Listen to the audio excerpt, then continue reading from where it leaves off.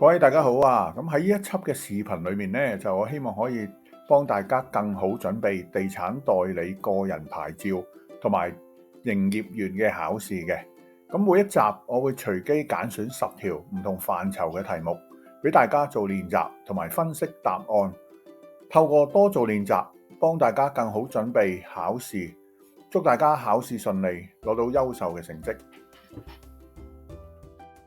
好啦，不如我哋大家做下幾條題目，溫習一下，熱下身先。按打擊洗錢條例，就做核證副本而言，誰是適合核證身份證明文件嘅核實的人員？1. 律師、國際公證人、會計師。2. 身份證明文件簽發國的大使館或領事館嘅官員。3. 太平紳士。4. 持牌地產代理。答案係 C 嘅1、2、3。咁呢個答案咧就可以喺翻我哋嗰個地產代理監管局嗰個指引嗰度咧嚇，咁佢有個通告執業通告嘅問與答裏面咧，第44條裏面咧就已經喺詳細講咗有咩人係可以做身份證明文件嘅核實人員嘅。在以下情況產生：某人甲面對一個緊急嘅情況，喺該情況下，另外一個人乙嘅財物遇到迫切性嘅危險，需要甲代乙作出某一啲行動以保護乙嘅財物。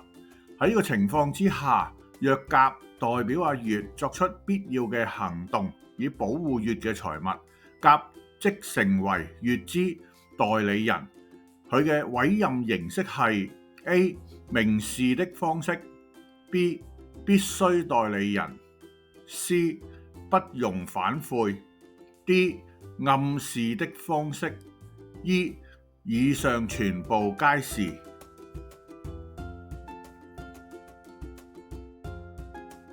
答案係 B. 必須代理人。咁大家可以咧去翻地產代理監管局嘅刊物上高睇翻咧有一個叫專題論集代理法，裏面咧有唔同形式嘅一啲代理關係嘅成立嘅情況嘅，咁大家可以參考嗰個內容加以溫習啦。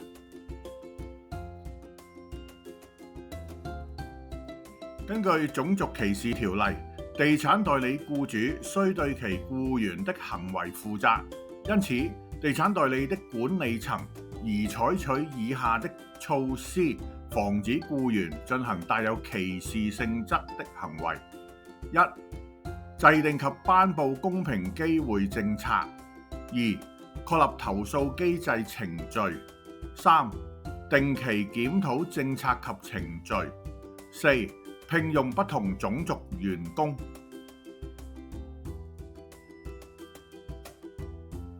答案係 C， 只有1、2、3嘅。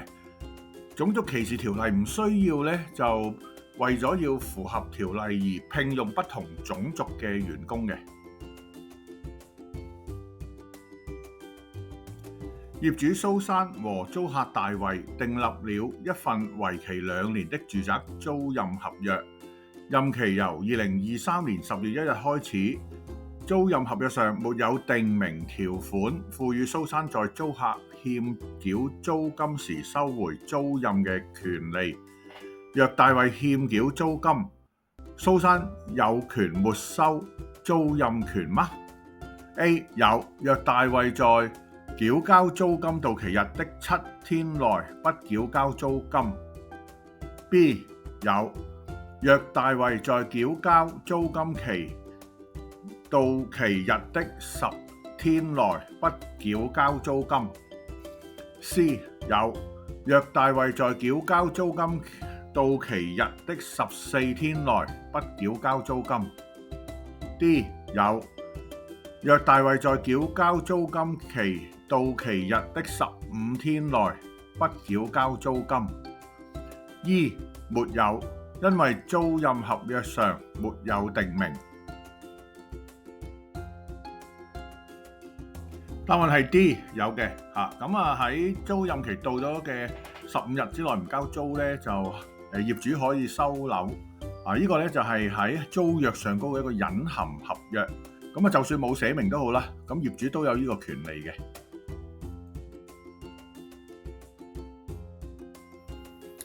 喺下列哪些情況下，地產代理不需要與賣方簽訂訂明表格？3、1. 買賣香港嘅工業用途物業。2. 買賣可以興建住宅物業嘅土地。3. 買賣連車位嘅住宅物業。4. 買賣未補地價嘅居屋。答案係 C， 只有1和2嘅。凡係有關住宅物業嘅買賣或者租賃咧，都需要咧就用指定嘅表格，即係訂明表格嘅。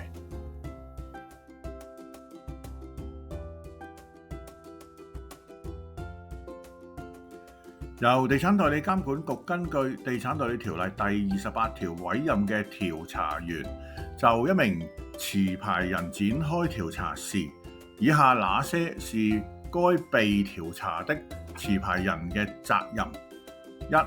如調查員合理地提出要求，向調查員交出調查員認為與調查有關的記錄。2. 讓調查員在合理時間內搜查其住所。3. 如調查員合理地提出要求，向調查員解釋他所交出的文件。4. 向地產代理監管局支付有關調查的合理費用及開支。答案係 B， 只有1和3嘅。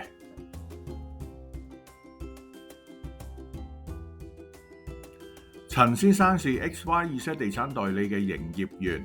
陳先生收取了買方潘太太的4萬蚊現金，該筆款項係預備用作支付給某一物業買賣嘅賣方嘅臨時訂金，俗稱細訂。當時因賣方不在香港，陳先生未能夠聯絡賣方。喺呢個情況之下，根據常規規例，陳先生應該怎樣處理該筆款項？ A. 陳先生應立即將該筆款項存入賣方的代表律師喺銀行開立嘅信託戶口。B. 陳先生應立即將該筆款項存入潘太太的代表律師在銀行的開立的戶口。C. 陳先生應立即將該筆款項存入 XYZ 地產代理在銀行開立的公司戶口。D. 陳先生應立即將該筆款項存入他的上司在銀行開立的私人戶口。E. 陳先生應立即將該筆款項存入 XYZ 地產代理在銀行開立的信託戶口。答案係 A 嘅，陳先生應該將嗰筆錢存入賣方代表律師嘅銀行開立嘅信託戶口嘅。咁又睇起嚟咧，就 E 嗰個答案都好似好類似嘅。但係如果有 A 同埋 E 兩個可以揀嘅話咧，我哋揀一個最合適嘅答案。咁呢個咧就係 A 嘅。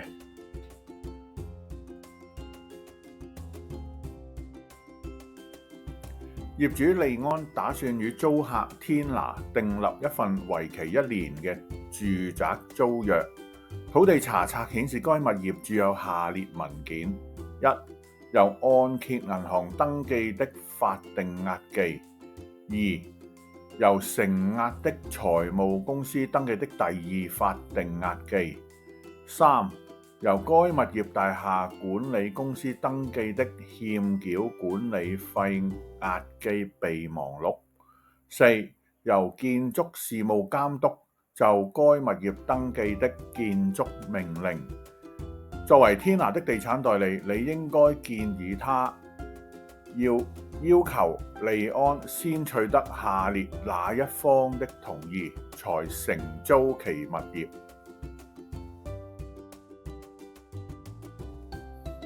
答案係 C， 就第一項嘅按揭銀行同埋第2項嘅財務公司。咁呢一個物業咧就涉及唔同嘅瓜葛喺度嘅咁但係咧各自嘅瓜葛咧都有佢自己嘅一啲嘅法律責任啦。但係特別係按揭係一定要得到承按人啊，咁包括銀行，無論係第一按揭定係第二按揭，即係銀行啦同埋個財務公司嘅同意咧，先至可以出租個物業嘅。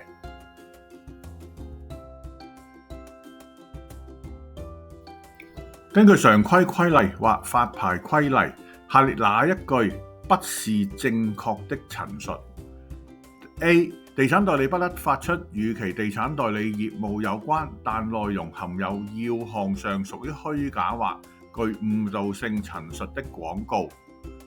B. 地產代理在未得賣方的書面同意前，不得就賣方的住宅物業發出廣告。C. 地產代理可就賣方的住宅物業發出廣告，除非賣方特別指示他不可以這樣做。D. 地產代理須在他所委託物業發出的廣告中注明他的牌照號碼或有關營業詳情說明書的號碼。E. 就而分租的住宅物業發出廣告，地產代理必須在廣告中注明該物業是宜分租的。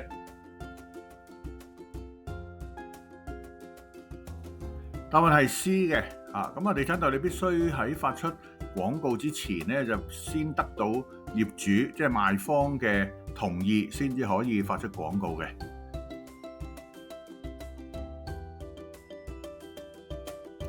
喺普通法嘅代理人對主事人嘅責任包括：一、行事以主事人嘅最佳利益為依歸；二、不可有利益衝突；三、不可謀取秘密利益；四、謹慎及幹練行事的責任。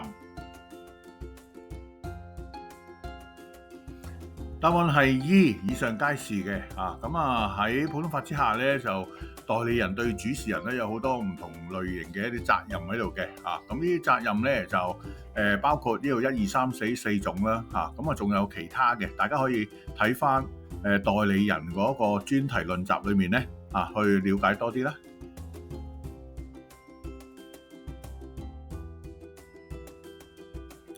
業主李先生經大大地產代理與買方訂立咗一份臨時買賣合約，出售其住宅物業。該臨時買賣合約載有李先生同意向大大代理支付樓價2%作為佣金嘅條款，可是李先生拒絕支付佣金，因此大大地產代理打算採取法律行動追討佣金。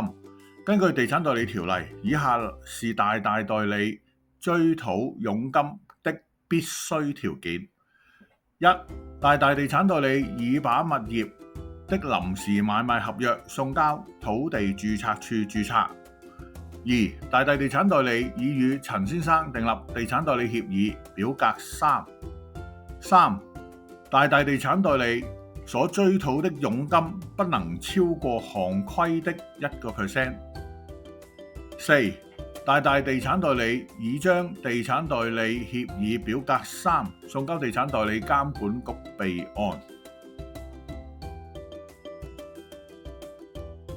答案係 B， 只有2嘅。地產代理要追討佣金咧，必須要根據地產代理條例裏面嘅常規規例咧，嚟到去同客戶簽訂訂明表格。咁同業主簽嘅訂明表格咧就係表格3。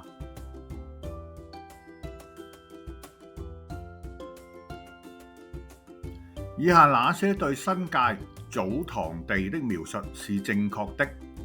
一、祖堂地可能是屬於某氏族宗祠集體擁有的土地。二、祖堂地的買賣需要經該祖堂的司理同意。三、祖堂地屬於公眾地方，必須給村民共同使用。